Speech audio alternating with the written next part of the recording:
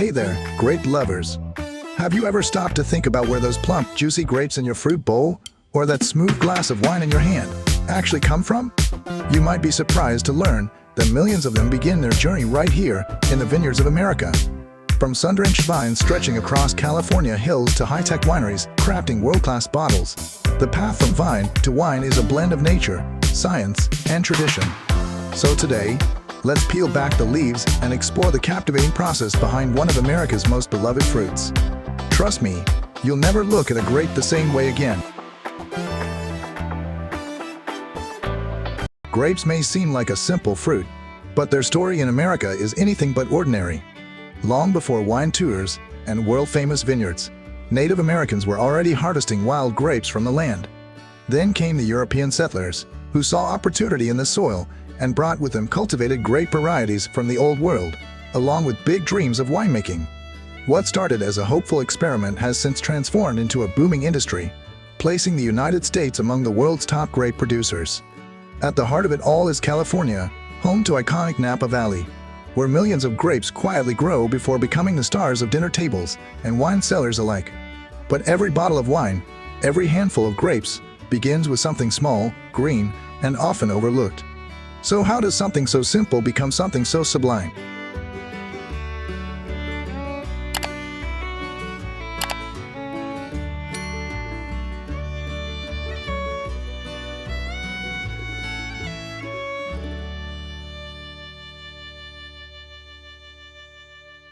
Growing grapes isn't just a matter of sticking a vine in the ground and hoping for the best. Far from it. It's more like a strategic game of matchmaking where success depends on pairing the right grape with the right environment. With over 8,000 varieties of grapes around the world, not every one is suited for your local backyard vineyard.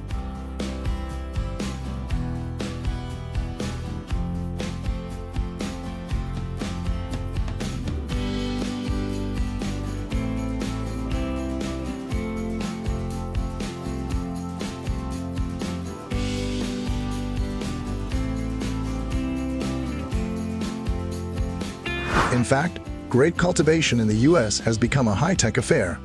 Modern methods use biotechnology to propagate millions of vines, where grapevine cuttings, essentially seedlings, are carefully pruned and treated with probiotics to stimulate healthy root growth. It's a precise science cloaked in agricultural tradition.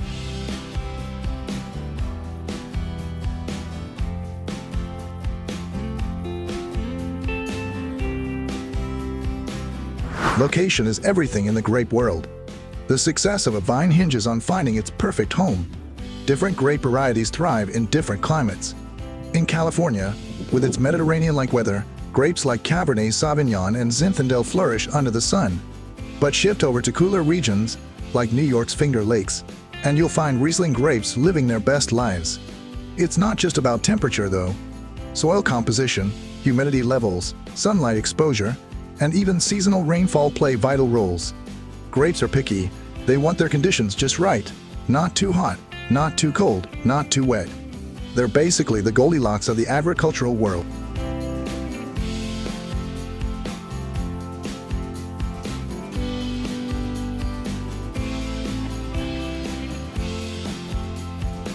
Then comes the grape's destiny. What kind of grape are you growing? Is it a wine grape, destined for a bold Cabernet or a crisp Chardonnay? Or is it a table grape, meant to be plucked fresh and popped straight into your mouth? Wine grapes like Merlot and Pinot Noir are cultivated for flavor complexity and sugar content, while table grapes like Thompson Seedless and Red Globe are bred for appearance, texture, and shelf life. Each has its own care requirements and hardest schedule, and choosing which path to pursue is one of the first big decisions a grower must make.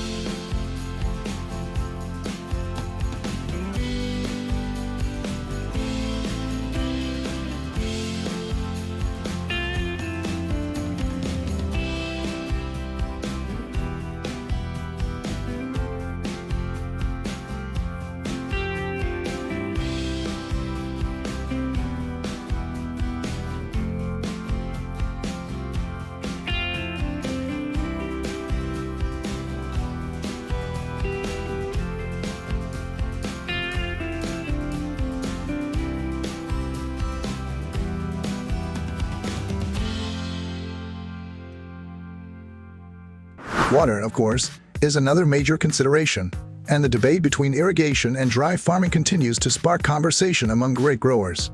Some vineyards adopt dry farming, relying entirely on natural rainfall. It's risky, but when it works, the stress from less water can intensify grape flavor, resulting in bold, memorable wines. Others prefer the precision of modern irrigation systems, particularly drip irrigation, where each vine receives its own personal trickle of water, like a spa treatment for grapes. No waste, no overwatering, just the right amount of moisture delivered exactly where it's needed.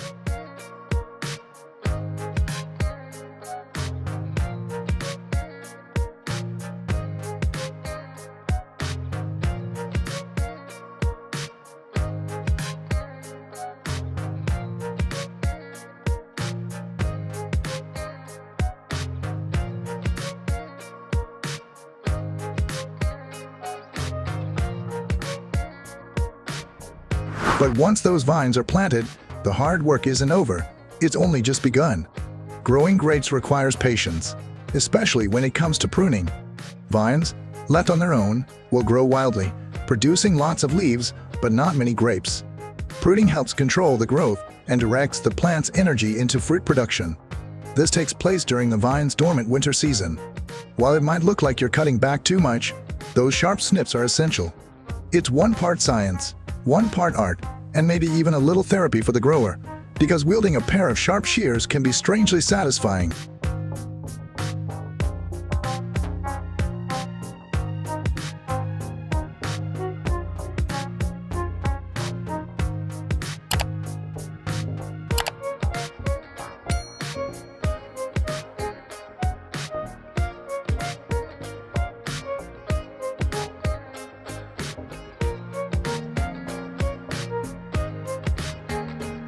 And finally, while pollination might not sound as thrilling as fermentation or harvesting, it's a critical step in the grape growing cycle. Fortunately, grapes are mostly self-pollinating, but the presence of bees can give nature a helpful nudge. Their buzzing around the vineyard helps ensure a successful fruit set. So if you spot a few bees hanging out among the vines, don't panic, they're your allies in this process. And who knows, with a few hives nearby, you might even end up with a little honey to go with your wine. Now that's what we call a sweet deal.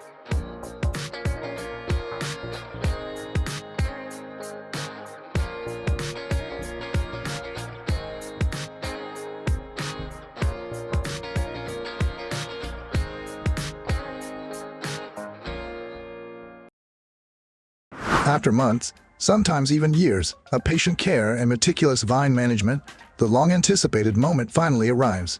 Harvest time. This isn't just about picking fruit, it's a delicate, time-sensitive operation where precision matters.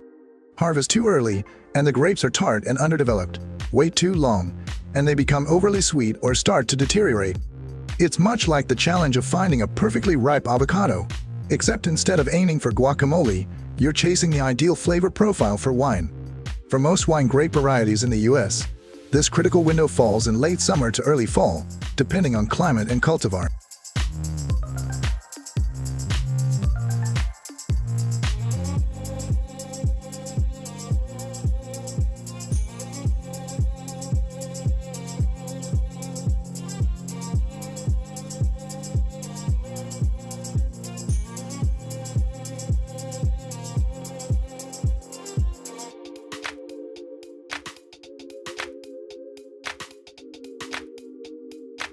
But harvesting grapes isn't just a matter of strolling through vineyards with a basket.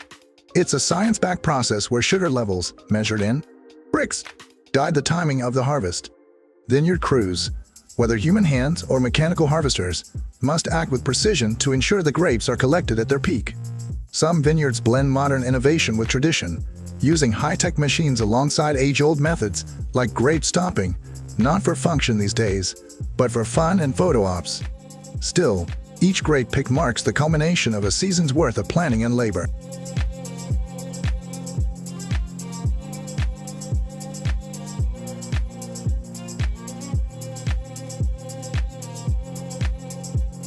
Once the grapes are gathered, their destiny diverges. For wine grapes, the journey continues at the winery.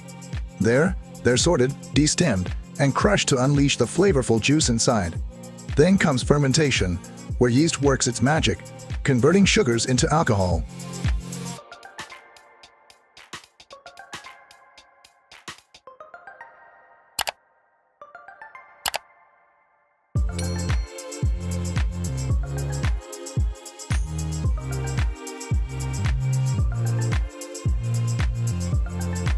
The wine is then aged, sometimes in oak barrels for months or even years, allowing complex flavors to develop. White wines tend to be bottled sooner, while reds often take their time. Meanwhile, table grapes take a different route. They're washed, packed, and shipped to stores across the country, waiting to be chosen for snacks, school lunches, or fruit salads.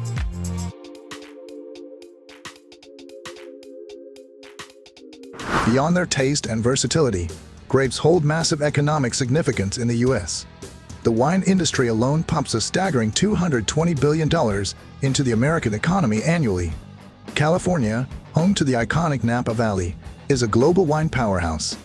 Wine tourism draws millions of visitors each year, supporting local businesses and hospitality sectors. Beyond wine, California's San Joaquin Valley dominates the raisin industry, transforming sun-dried grapes into a household staple.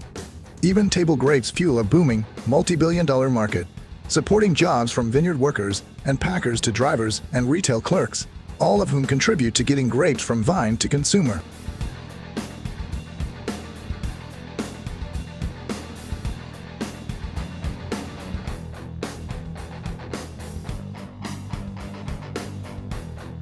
But grapes are more than just an economic engine. They're woven into the fabric of American life. While wine might steal the spotlight, grapes also show up in countless everyday ways. Raisins in oatmeal cookies and granola bars, grape juice in kids' lunchboxes, and grape jelly paired with peanut butter in that all-American classic, the PB&J sandwich. They're also a symbol of health, rich in antioxidants like resveratrol, which supports heart health and reduces inflammation. Whether you're enjoying them for their taste, tradition, or health benefits, grapes are a small fruit with a surprisingly big impact.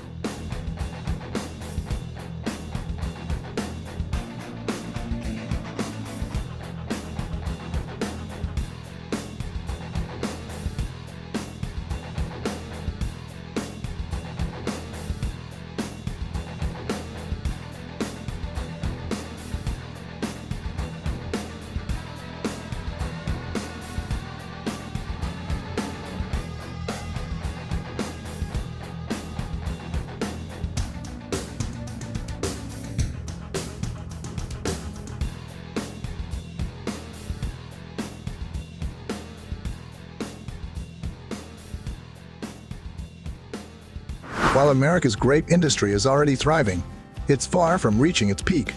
Farmers across the country are pushing the boundaries, constantly testing new grape varieties and adopting smarter, more sustainable practices. From drones flying over vineyards to sensors buried in the soil, advanced technology is reshaping how grapes are grown, making production more efficient and environmentally responsible. As climate change shifts the agricultural map, growers are looking beyond traditional regions, with places like Oregon and parts of the Midwest emerging as promising new grape-growing zones. So don't be surprised if your next glass of wine comes from an unexpected corner of the country, say, Ohio or even Minnesota.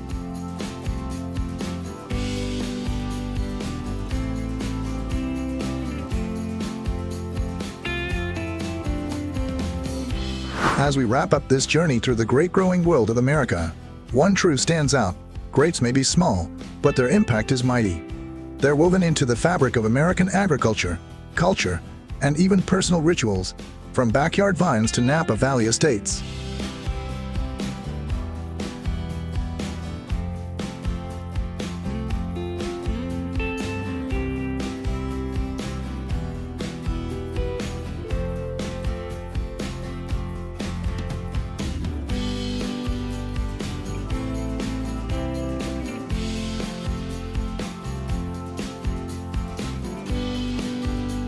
And maybe, just maybe, this story has inspired you to plant a vine of your own, or at the very least, to pick out a better bottle of wine next time.